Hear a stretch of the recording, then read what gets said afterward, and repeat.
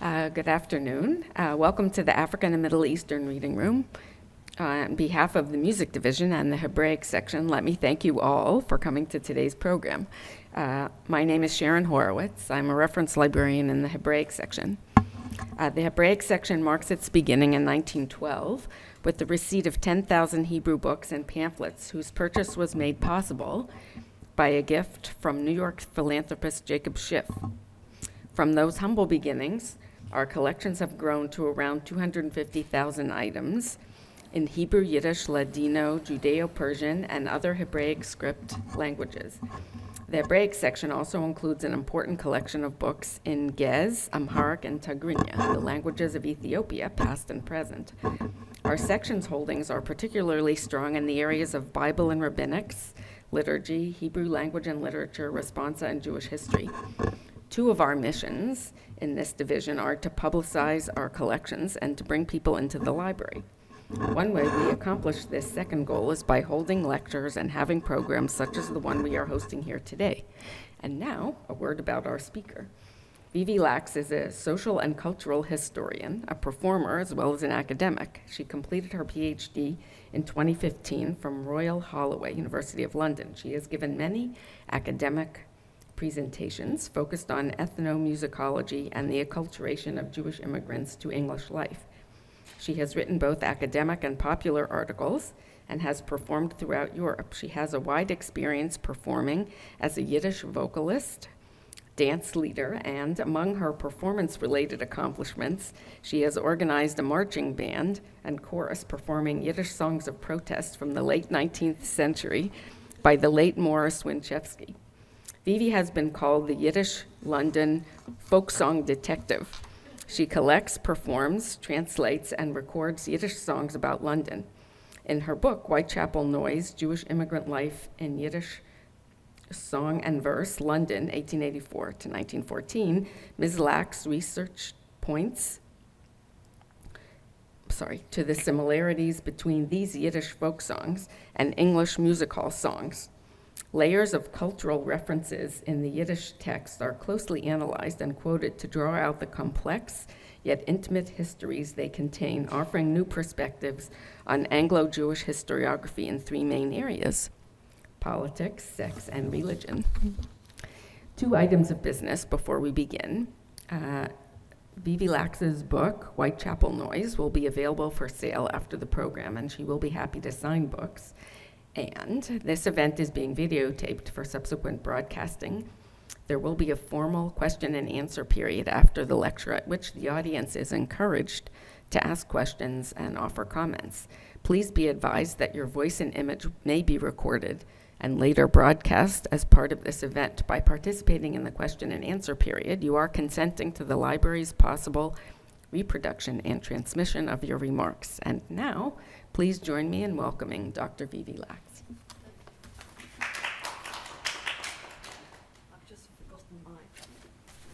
Thank you very much, Sharon. It's lovely to be here in this amazing building, which I haven't been in before. I mean, and obviously, I've been in the British Library many, many times, so I know exactly what people do in these sort of buildings. So I'm going to tell you a little bit about my book and hopefully entertain you with it and give you some ideas from what it's about. So the book is called Whitechapel Noise. And Whitechapel is an area of East London. It's in the East End where the immigrant population came to from the mid-1880s. So Jewish immigrants from Eastern Europe came over to Whitechapel and they spoke Yiddish, and that Yiddish culture just infused the area in this time from the mid-1880s. And this is a picture from 1897. And it's showing the noise that's going on. And by noise, I don't just mean the hubbub. I don't just mean the sort of like the horses' hooves and the whirring of wheels and the new motor cars. And it's people talking and people shouting and people arguing and people crying and laughing and all that. But in particular, the noise is people having arguments with each other, because there were huge arguments going on at this time. And One of the big issues for all of these people was how to acculturate to English society, because they came from Eastern Europe and the culture was very, very different. And they wanted, obviously, to become English. Not only did they, the immigrants, come over and want to be English, but also the settled Jewish community who'd been there for some decades already. They really wanted these immigrants to become English because they were a source of acute embarrassment to the Jewish community for these very poor immigrants to come along when they, as a middle-class society, had got Jewish emancipation and they wanted to hold on to the gains that they'd made. So the book is in two parts, essentially. And the first part gives you some contextual history. So the first part gives you two particular histories. Firstly, it lays out the labour history of the time, and it looks at the radicals, so the socialists and the anarchists. However, the particular difference in this history is it's looking at the way poetry was used as a strategy by the socialists. The second history is the history of the Cockney Yiddish Music Hall, as it was rather affectionately known. And this is the music hall in Yiddish in the East End of London. And then the second part of the book is analysis of what are called coupletten, couplets. And these couplets come from three genres. They're socialist poetry, music hall song, and satirical verse, which I'll tell you about in a minute. There are three overarching perspectives that cut across this. Now, I've just looked at the idea of Anglicization, of people wanting to become English. The second large perspective is that of transnationalism. And although I chose material that is very much about London and about England, in fact, it's also about a much wider Yiddish-speaking world. And the third one is the cultural controversy, is the noise of the argument and the machloikas and the broigas and the shouting and the crying. And what were they arguing about? What was going on there? And then the themes, politics, sex, and religion, you might think have been written about quite a lot, but not from these sources, because from taking things from Yiddish first of all, there's been a lot of Anglo-Jewish history written. Very, very few Yiddish sources have been used. So using those sources, you get a very different view. But secondly, the sources that I've chosen are from popular culture. And if you're taking sources from popular culture, you're getting a view from below. You're really getting into those arguments. So you're not getting the official line. You're not getting minutes of synagogue meetings or various, not that there weren't arguments in synagogue meetings, but you are getting the things that people are making fun of. And if you look at what people are making fun of, you can see actually what's really touching people, and especially the satirists. So, if I start off with the three genres, the first one is socialist poetry, and I found this in all sorts of publications. So we have the newspapers, the Polish Yidel, the Polish Jew, the Arbeiterverein, the Workers' Friend. We have pamphlets, for example, the one in the top middle. I don't know if anyone can read that. Miriam, go on, you read it.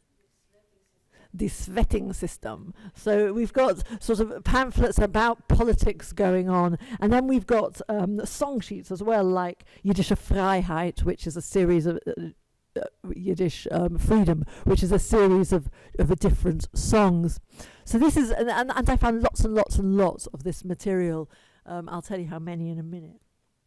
The second genre is music hall songs, and these were produced in song sheets and songbooks. So at the top left you see a song sheet. There's a little bit of a tattered one there. That's from the National Library of Israel.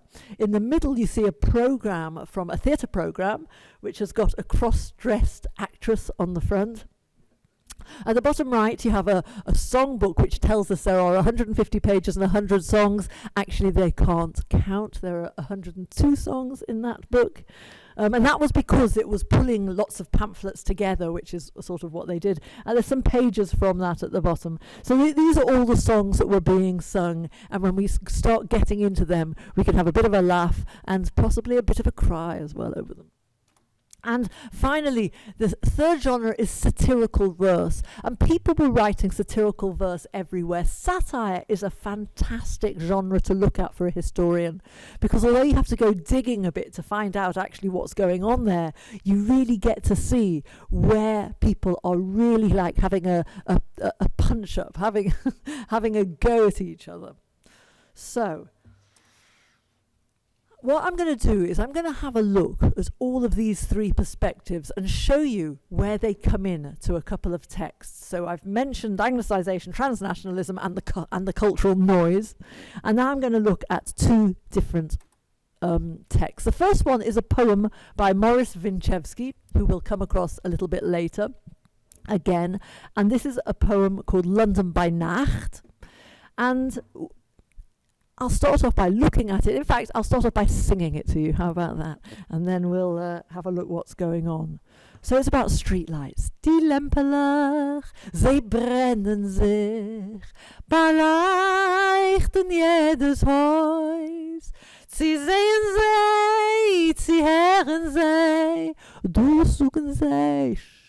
Nicht aus, hat ihr gesehen, ein Bocherl, verhungert und verschmacht. Hier gehen dicken sichen dick die ganze liebe Nacht. Sichen dicker Winkel, a Tier, a Trepp in Gas. Ois zuzulegen, ois rien, sie schrecklich kalt in Gas. Die Lempeler, sie brennen sich, beleuchten jedes Haus. Sie sehen sie hören sie, durchsuchen sie nicht aus. And it goes on to all the things that the streetlights see and the streetlights don't see.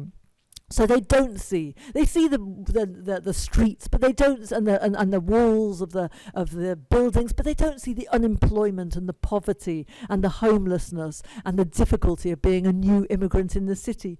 And the song then compares these streetlights to the Londoner Committee. And the London Committee, who were the Jewish Board of Guardians, were people who were supporting the immigrants. However, what you'll see is there's a line that goes, have you seen a greener Jew wandering alone, who is the last line of that verse, too new an immigrant to be helped by the London Committee. And that too new an immigrant is because the London Board of Guardians wouldn't support immigrants until they'd been in Britain for 6 months. So if you came to Britain and you didn't have a job and you didn't have family there and you didn't have a way of keeping yourself, then in fact you would fall into a huge poverty gap because there would be no support for you on an institutional level. So with looking at that content, it's very, very much about England and about Anglicization because it's engaging with English culture and English mores. However, there's also a very interesting transnational part of this, and that is that this poem was written by Winchevsky, who wasn't really a poet when he was writing this. He was just a beginning poet. And he wrote this in the structure of a poem by Myatlev, who was a Russian poet. And Myatlev wrote a poem called Fonerici, Streetlights. And Myatlev's poem also has streetlights that see some things and don't see other things. The things they saw, though, the things they didn't see that were sort of hidden to the streetlights were a couple in love, a woman who's just been abandoned. They were things that were socially important, but they weren't politically important. And so Winchevsky came along and threw a punch behind it, putting some political importance to this. So that, in a way, that was a criticism of Myatlev's poem, but it also gave him a structure to write a better poem to. The other thing that's transnational about this, that's in fact very interesting, is this poem was published in New York. But you couldn't really publish a poem in New York called London by Nacht. I mean, who was going to read it? So they changed the name of it to Die Lempeler, Fonerici, Streetlights. And they couldn't really have the London Committee. So that was changed to Der New Yorker Achten Streetlight, the New York 8th Street folk, which is on the Lower East Side. The interesting thing about this is that if you can have a poem or a song that is written and published and performed in Britain and then in a completely different place in New York, you can make some claim to saying that the experience in both these places is very, very similar. So we have a transnational culture of immigrants going to different places and actually absorbing the same popular culture, being given that same popular culture. I want to look at one other song that also engages with these different transnationalism, cultural controversy, and Anglicization. And in this one, I'm actually only going to look particularly at Anglicization, and that is that term Cockney Yiddish that's used, and just try and describe what Cockney Yiddish is. Now, first of all, on the transnational front, this is a song called Hashivenu Nazad. It's rather a curious Yiddish name. I'm not going to go into that at the moment. That's in the book. But what I will say is that the original Hashivenu Nazad was written by a man called Abram Margolin. And Margolin was the father of the Yiddish theatre. Now, he wrote this in about a decade before, or actually probably more than this song was written. It was around 1900. It was probably written in about 1880, the Goldfaden. And the Goldfaden song, everybody would have known. People loved Goldfaden. So if you produce a song in London with a title that everyone knows, everyone's already got some expectations, so they sort of know what's going to happen. Now, the Goldfaden song is about a tired, dispirited Jew who's wandering around looking for a homeland, this archetypal figure of the wandering Jew. And his answer is, Kain Sion, to Zion, Hashivenu Nazad, go back to the Jewish homelands of Zion. The Hashivenu Nazad in London is not saying anything of the sort. But that also has an archetypal Jew that's wandering around homeless and penniless. But the Hashivenu Nazad, the where to go back to, is Eastern Europe. So it's a curious poem that, again, song that really is part of British culture and talks about Britain. But let's have a look at the Cockney Yiddish. Geht a Blick in der Lane, wird ihr dorten sehen, viele Menschen stehen, abgelost im Kopf. Zwischen sie in der Mitte, in der Corner Golsten Street, steht der grüne Jid und kickt euch a job. So we've got a few words here, in fact, but particularly, the first time we've got Get a Blick in der Lane. Der Lane was Petticoat Lane, which was the market. Okay, but of course you're going to use a word like lane, you wouldn't change that. But we've got there in der... Sorry, what am I knocking this? We've got in der corner of Golston Street. Well, the word for corner in Yiddish is rog. It's not corner. Corner is an English word. And so they're throwing in an English word for no particular reason, really. And if I have another look at the next verse. Ein Jockel hat bald der kennt, as a grine dort geht, und hat ausgezogen seine Hand und hat ihm bewelkomt mit der Fight. So here you can see quite clearly there's lots of words for welcome in Yiddish. Makabel panim sein or begrüßen. But bewelkomt is not a Yiddish word. It's an English word being Yiddishized by putting a sort of Yiddish inflection on it. The word fight is also not a Yiddish word. It's an English word, and in fact the word geit, what it rhymes with, is changed from gate to geit to make it rhyme, which is a different way of pronouncing the Yiddish. So this sort of Englishness creeping into the songs makes them very much as a part of English culture. So I'm now going to talk about the themes of politics, sex and religion, and I'm going to give you a couple of examples on each of them by looking at a couple of different songs and get a sense of what we can sort of glean from the history in these songs. So we're going to stay with Morris Winchevsky, who wrote a poem called Achtes. And this poem, Achtes, became very popular later. It became a very popular poem, and in fact in the 1920s it was made into a song called Alle Brüder, that some of you might have heard. Wir seien alle Brüder, oi, oi, oi. Yep. So, but that is a completely different song. Alle Brüder is a nice, happy, clappy song that they claim came from the Winchevsky. Winchevsky's poem is a satire. It's very funny, but it's not happy, clappy. And we'll have a look at the poem and see what it's telling us. So the poem says, we are all united, whether we've got a lot or a little. We all pray from the same prayer book. We're all united whether we're cutting coupons or we're cutting trousers. I mean, whether you're poor or rich, we're all united.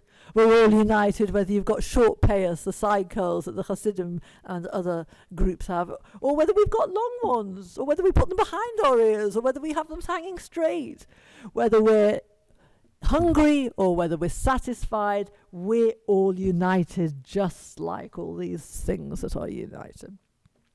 But when you look at it a bit more closely, you say, well, actually, what's going on there? Because there's something very specific going on here. Winchevsky's writing in London. He was in London for 15 years, and he's writing about politics. So first of all, anyone recognise this chap? Karl Marx. Karl Marx was the inspiration to many of the socialists, and his famous line about unity was,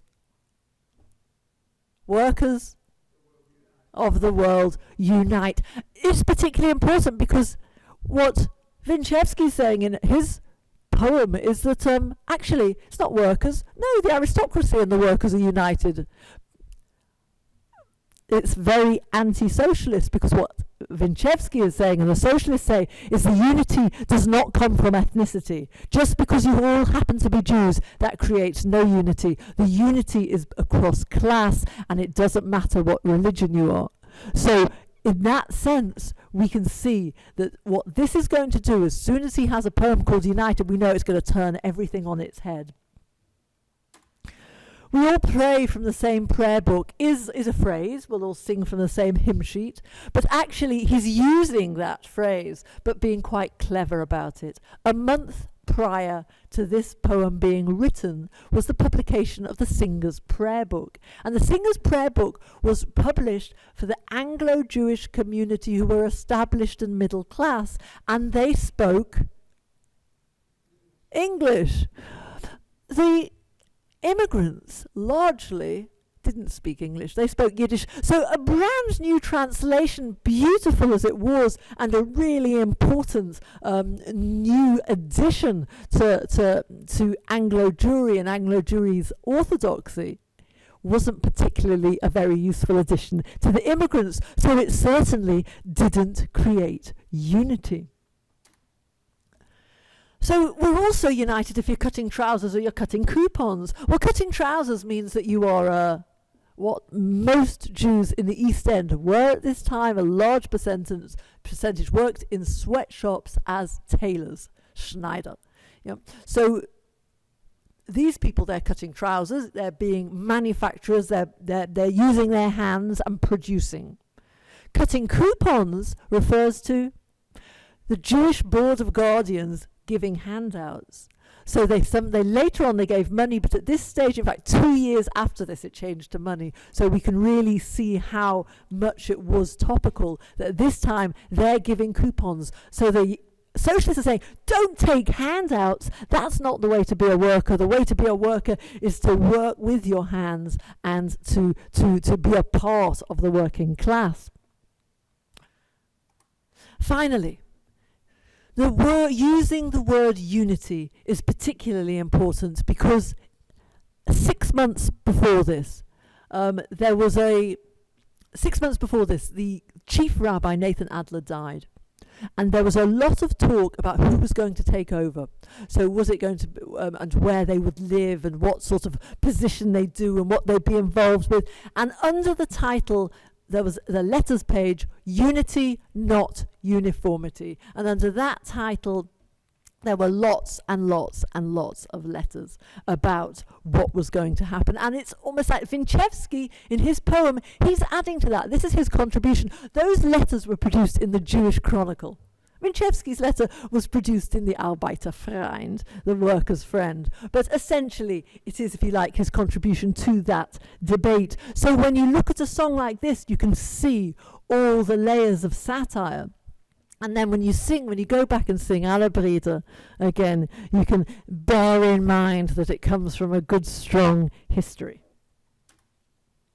Morris Winchevsky, in terms of strategies for poetry, so we saw earlier on that he wrote a poem called London by Nacht, which was part of what was called London a Silhouette, and he wrote another poem called Drei Schwester, Three Sisters, about three girls in poverty, one selling shoelaces, one selling flowers, and the oldest selling herself. And he puts a socialist message by the girls not blaming each other, but blaming society, by blaming die Welt and die Stadt and die Gas, that they blame the society for them having to do this sort of work because of their poverty.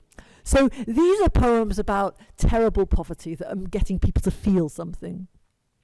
The poem that we had about London by Nacht as well was also about people in poverty. Then we had the satirical poem. But he had other poetry that he wrote as well. And this is one called Zum Arbeiterfreund. And if you see from the lyrics, this is really a socialist polemic. Yeah, it's about alienation. People who are producing are not the same people who consume. So I'm going to sing you one verse.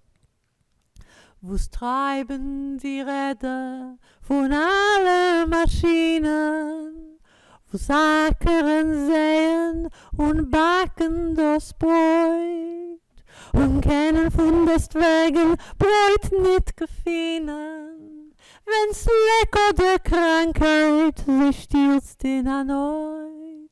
Wenn's lecker der Krankheit sich stürzt in erneut. It's particularly interesting in terms of the melody of this song, because Parsifal Norvik, who was a Yiddish sort of like critic and writer, came across girls in a factory singing this song. This is actually a picture of a factory in Leeds, but he came across girls singing this song in a factory in Belarus. And this is what he said. He said the tune was haunting, solemn and haunting. The machines knocked and the song carried, demanded, punished and welcomed the Arbeiterfreund. I heard this song many times in the factories. It was sung heartily and with feeling. At times a factory girl would get a tear in her eye. But after they finished singing, the atmosphere that was continuously oppressive would simply become cleansed. So another strategy that he had was to create songs that were going to help people through the day, that were going to encourage them to keep going. And finally, the sort of songs he wrote were also hymns to go out onto the street for union action and to march to in die Gassen zu die Massen, vom bedrückte Völkerrassen ruft der Freiheitsgeist. Ich bring Waffen vor dem Schlafen, ich befreie die Arbeitssklaven und ich mach sie dreist. So they're out there chanting and singing the songs. And again, they refer to things that are going on, in particular strike action in London. So Albert mit a Tolk asking for systematic work was because they wanted to end outwork, which meant that people would take work in and cut union rates. And also zwischen Heiden, Christen, Juden, because on these strikes, they weren't solely strikes from the Jewish tailors or the Jewish shoe and boot makers, but they were actually strikes where the non-Jewish dockers, the English dockers were also, and the Irish dockers were also coming in to join them. So moving on now to the theme of sex. And I found about 80 music hall songs. And out of those 80 music hall songs that mentioned London, around 47 of them mention sex. Now, you might say that's obvious in the music hall, because let's have a look at this picture that we've got in front of us. On the stage, we have a very stereotyped Jewish man and woman who look like they're in the shtetl or in a very sort of stereotyped version of the shtetl. Up in the gallery, we've got some rather drunken lads who clearly aren't being terribly entertained by what's on the stage.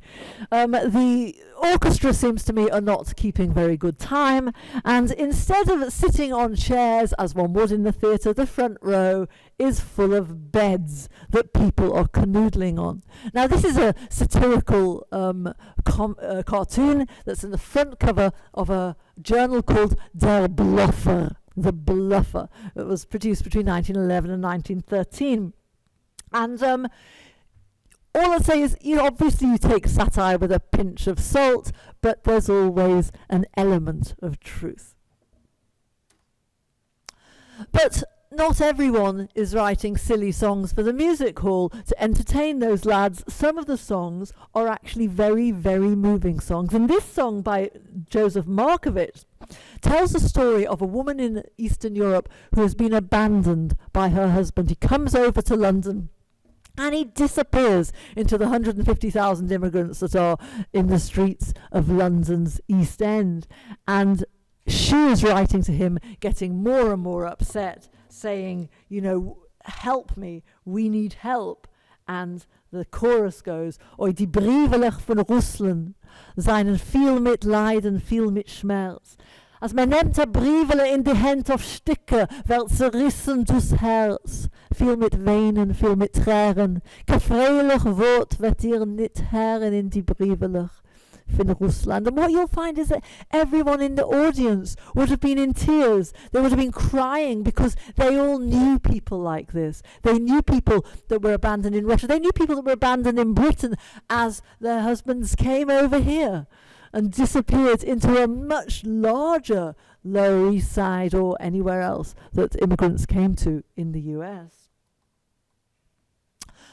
However, most of the songs that were being performed in the music hall were pretty much geared towards those lads in the audience. And one of these songs was a song called Was geist nicht aheim, Sorge Gittel. Does that sound familiar to anyone? Won't you come home? There we go. How does it go? Won't you come home, Bill Bailey? Won't you come home? Nights long. I'll do the cooking. I'll pay the rent. So this is a known song, and it was a known song in 1905.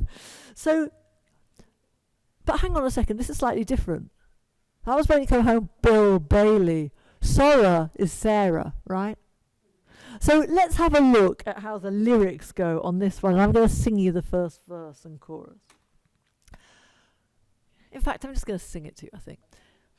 In a schöne Zimmernacht geh ich mir vertrachten, treff ich mein Weibel wie a Teufel, wolkendick bei Nacht in Regent Street. Es ist mir nicht geht, ois geschnitten also weit und winkt sie in Geleit. Nu, frag ich euch, sie ist das gleiche Bach ihr dorthin seid, und ich auf Kurs, bim Ballebus. Was geht's nicht?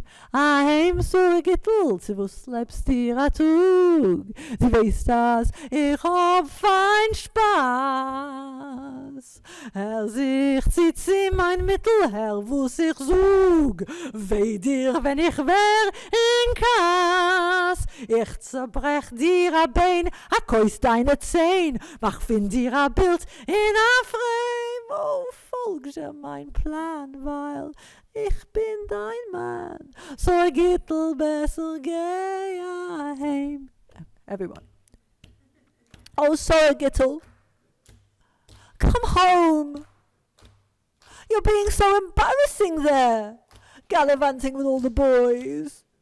Gallivanting with all the guys. You know, sorry, Gittel, they're all looking at you and laughing at you. You know, sorry, Gittel, they're looking at us and laughing at us. Oh, you know, sorry, Gittel, they were looking at me and laughing at me. Man sucht als mein Freu, tit auf der Zoi. Wenn ich bin in Stieb, hat sie lieber schon gesinnten Goi, nu mach's allein. Ziehst du geschehen. In der Publikhaus ist du's gewesen, ich hab allein gesehen, als mit ihr haben getrinken Bier. Sehr schön. Hab gemacht a Gewalt, a Geschrei geht im Wald. Won't you come home? Sorry, won't you come home? You know I'm not that kind of lad. Listen to what I tell you here from my tone. It all goes wrong when I get so sad.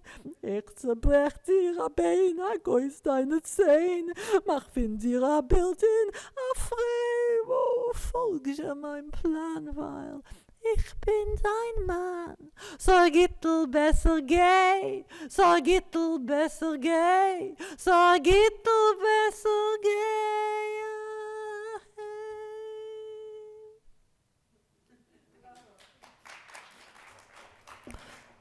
So we have here a performance of a chap looking frightfully silly on stage. And the question that we have to ask then is, why is Naga, who wrote this song and performing this song, doing something that makes him look so silly on stage? And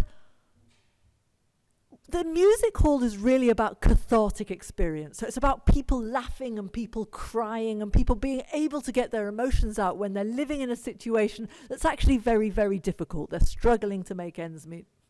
So let's have a look. What might be the cathartic experiences for the men in the audience and for the women in the audience? So a man comes over from Eastern Europe and he can't keep his family there. They haven't got enough to eat. So they come over to London, or indeed to New York, but to London, and they still can't make ends meet in London. So the wife also brings work in at home. And they still can't. And they bring in a lodger, a boarder, to help pay the rent. And they're still not making enough. They're really struggling just to make ends meet. And so the man, who is the wage earner and the breadwinner, is feeling like his position as head of household is in danger. That he is like no longer the patriarch if he can't actually sort of do what the head of the household is meant to do, which is be able to feed his children. And then he comes to the music hall and he sees someone on stage who is so much more pathetic than he is. And he laughs. And what about women? So women come to the music hall and they're working extremely hard, and they're keeping the household, and they're looking after the children, and they come to the music halls and they see a woman gallivanting with other chaps and wandering around London city, and they go, "Halavai, if only I had the time to have an affair with someone."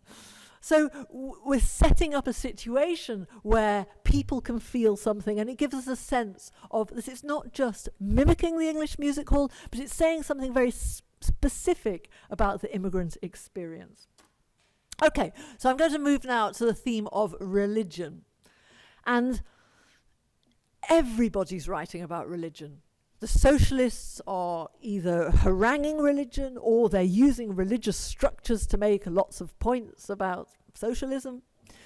The music hall is making sort of really quite moving points about people becoming more secular and losing their connection to religion. And the parody writers, the satirists, are having field days around it. So I'm going to have a look at two texts around this. So the first text is a guy called Abram Margolin, Dr. Abram Margolin, who was the editor of the Bluffer. He was actually a doctor, a medical doctor. And he wrote something called a Pekel Nevius. Now, the connection this has with religion is a little bit tangential, but we'll see. A Pekel Nevius means a bunch of prophecies, or a bundle of prophecies. And it's based on a chapter from Ezekiel, which describes the war to end all wars. And it starts off like this. Wenn kommen wird Mashiach nur wird sein dus, was ich sag. Ganz EastEnders mitten Whitechapel wird werden umgekehrt und Wunder wollen dort geschehen, Rabbosai, Stund und Herd. So he sets up that there's something terrible going to happen in Whitechapel. There's going to be a war to end all wars. So let's have a look at what that war was going to be. And he continues with 166-line stanza, which has 18 people in the community. We have the chief rabbi, Herman Adler. We have a whole range of people. We have... I've lost my list of them. We have a 66-line stanza with all these people on it, with the chief rabbi, with the Zionist Achad Am, with the anarchist leader Rudolf Rocker, and it tells them what that will happen to all these people at the end of time when Whitechapel's turned upside down. So the chief rabbi will stand down and questions and rulings will be taken to the secular Zionist Achad Am. Anarchist leader Rudolf Rocker will become an inspector of kosher meat. The main Yiddish papers, the Yiddischer Express and the Yiddischer Journal, would switch to English, and the new editor be Winston Churchill, and so on. So it's a big satire. Now, what connection this has to religion, as I say, it's pretty tangential, but what it's doing is it's using a structure, and it's saying really that, first of all, it's belittling the tone of the Ezekiel, for sure.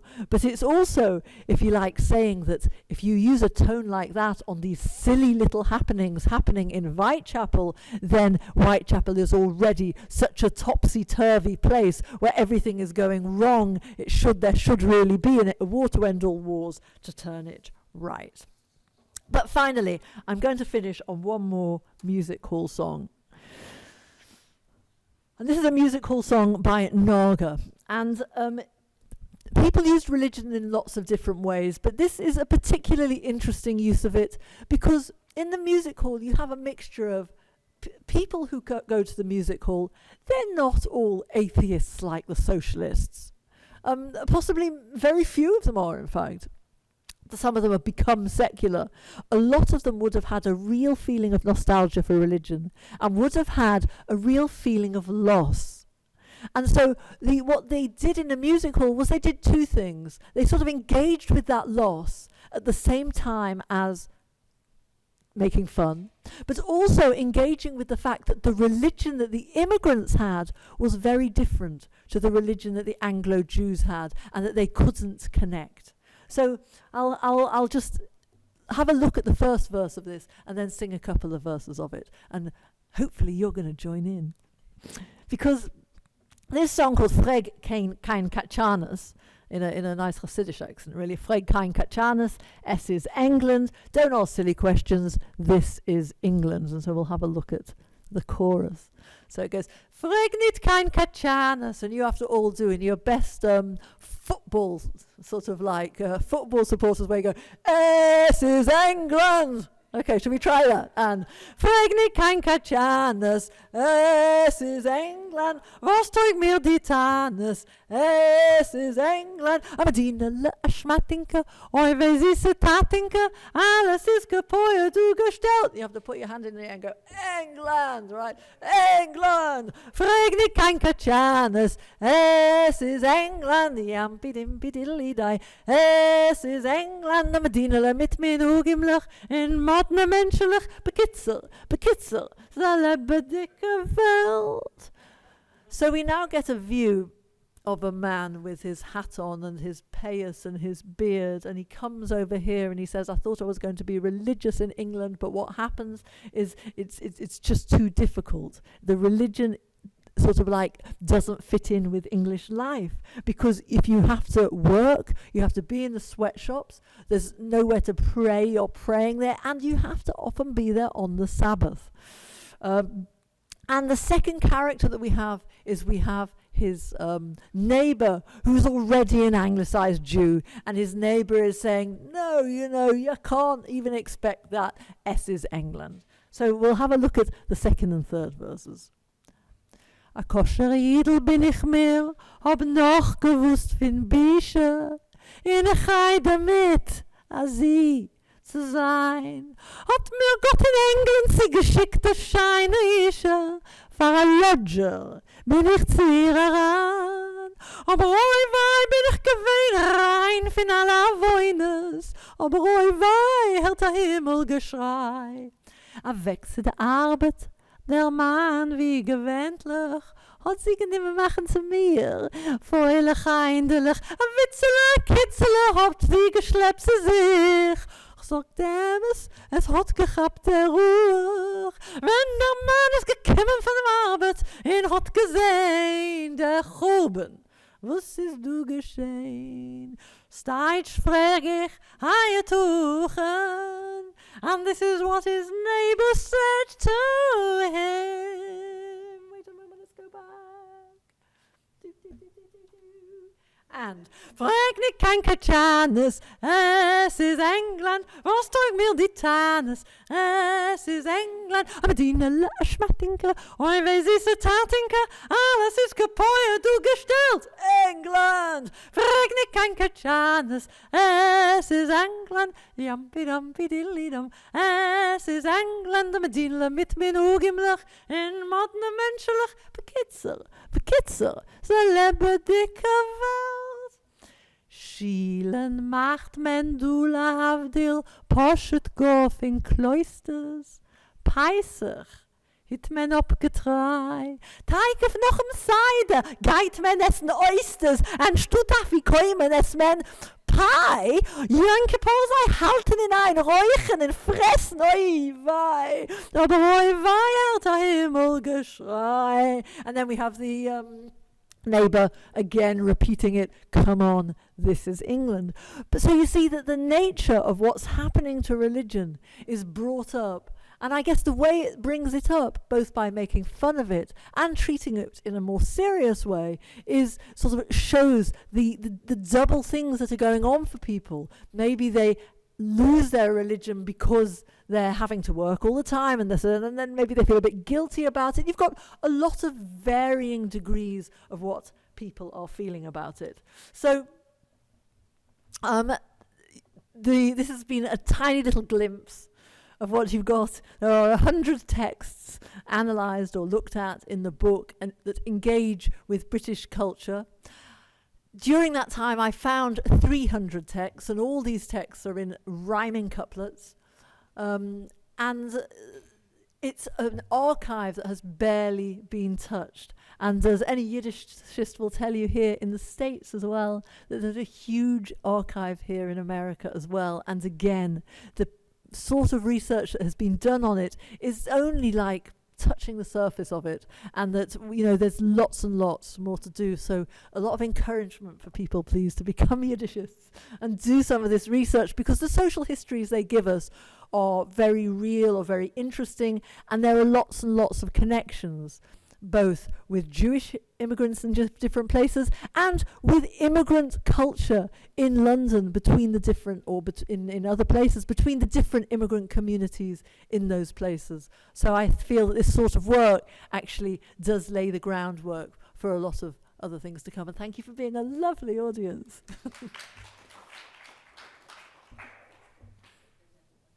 Yeah, so are there any questions? Yes.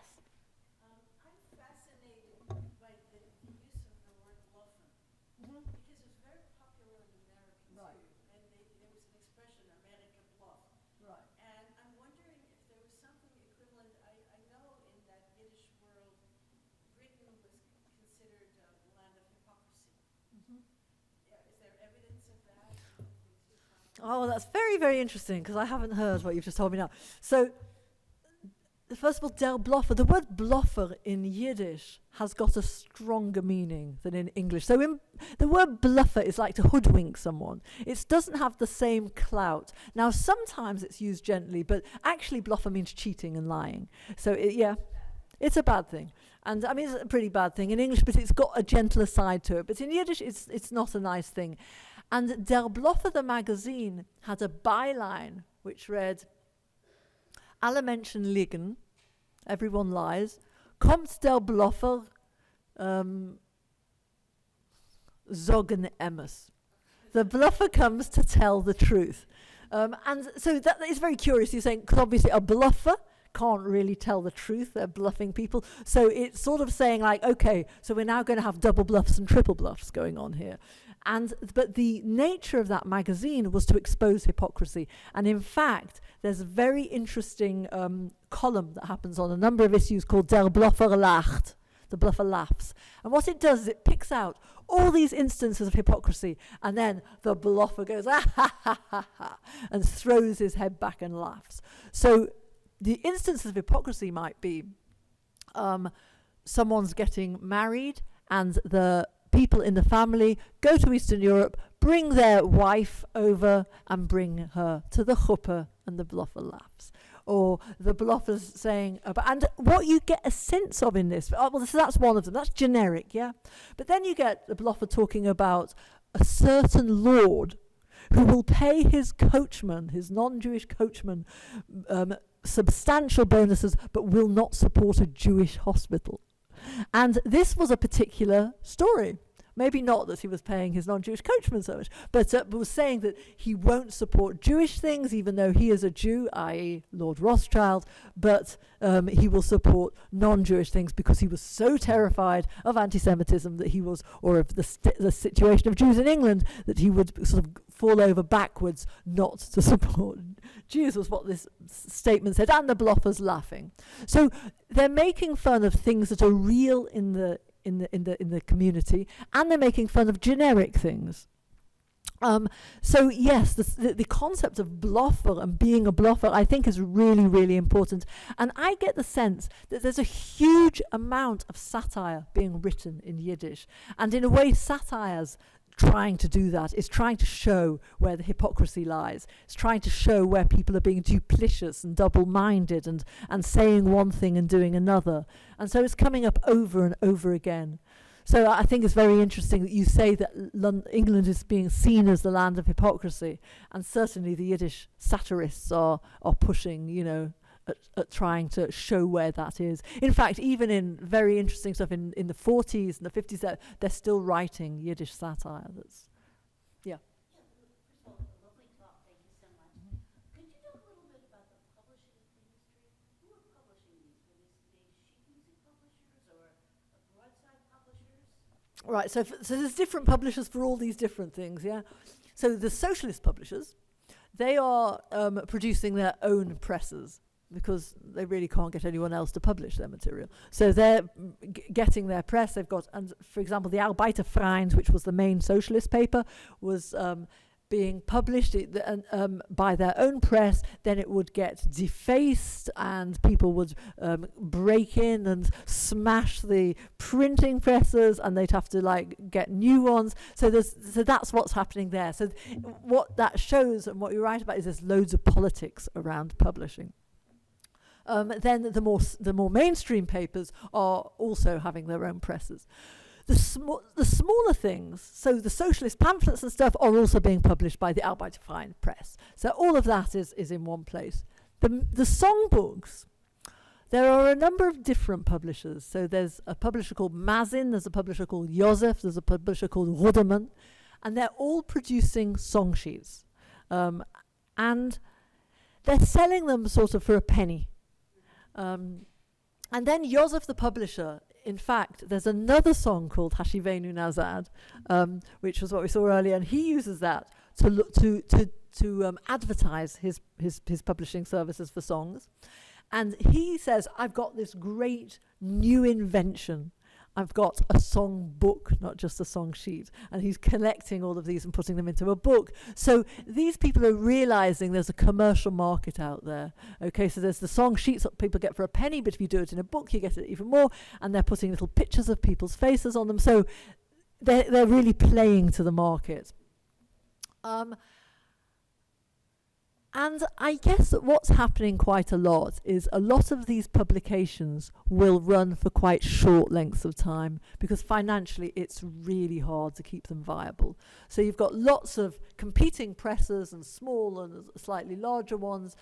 The thing about Mazin, so on one side, and Josef, the ones who are producing the song sheets, on one side they're producing these song sheets, on the other side they're producing Zionist songs about the sort of the new Zionist movement. They're produced, for example, Josef produces a series of songs to the tune of Hatikva in Yiddish. And then also they're producing religious stuff as well. So I mean, I find it sort of like quite strange that at the same time this publisher is producing these silly, sexy music hall lyrics and then also producing some quite religious material. But that's what's happening. There are a number of publishers doing that. Yes. By any chance, the BBC production, EastEnders, is somewhat portraying this story? Well, I mean, it's interesting because EastEnders has always tried to be quite trendy. And so it's set in present time, but it is in the East End. So it is in this area or a little bit further east, maybe. The trendiness has meant that it sort of brought in immigrants occasionally because it did start, it was like a very much a non-immigrant population that it was engaging with, sort of the white EastEnders who had been born there and had lived there for generations. But it's certainly in this area, and so it's engaging with some of the issues around work. But I think it's interesting you bring that up because in a way I think it became very popular because the East End had been home to all sorts of waves of immigrants as they came in, and then often they moved out as they became more upwardly mobile. So there were the Irish before the Jews, and then the Jews, and then we've had Bangladeshi and Somalian, and so it's become an area that has been sort of an immigrant area as well as an indigenous population of white British people. So there's a sort of sentimentalism that goes with the East End and that has sort of like been drawn around it. And I think that in a way that's why something like EastEnders has got such a, just by its title, has got quite a powerful resonance for people. Yeah. I just wanted to say one more thing. My friend Jane Pepler has done research on these little booklets. Yep. I find it ridiculous that people would sing along with the performers. I mean, if I was a performer, I don't think I would like it. But anyway, so she's done, Itzik Jelinek was a publisher. Is it Jelinek, I think? I'm not pronouncing it right. But anyway, she was able to find a lot of these booklets. Many of them she found in the library of the Lubavitch Hasidim. Oh, really? Yes, I didn't apparently know they that. sent them to the library. They were unopened, but that's Wow. where she found them. They allowed her to open them. But anyway, I just was going to mention that's also an American music hall thing. These little She's done booklets of fantastic words. work. Jane Pepler has done like wonderful work in collecting a huge number of American music hall songs. What people now need to do with her work is to have a look at some of the social histories that come from them. But she's done a fantastic job of bringing them to light. Right, great. Anyway, thank you very much, and thank you all for coming.